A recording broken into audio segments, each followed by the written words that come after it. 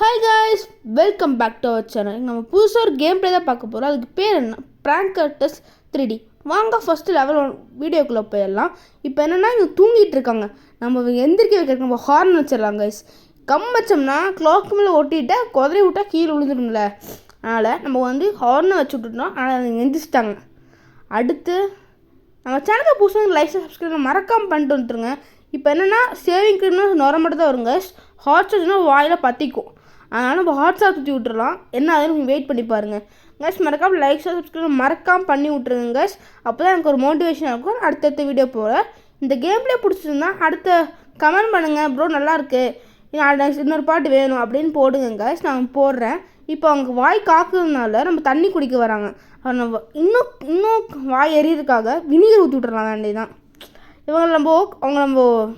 அவங்கள டென்ஷன் அதிலே கொடுங்க கேஸ். இவங்கள இப்போ பாருங்களே, காது போக வரும் பாருங்க சொன்னேன்னா. இப்போ வராங்க. இப்போ மண்டையில் மேலே என்ன வைக்கலாம்னா ஸ்கெட்சாக ஊற்றுனா ஒரு இடத்துல அப்படி தான் கைஸ் இருக்கும். அது நூடுல்ஸ்னால் மண்டையில் பற்றிக்கும் கைஸ்.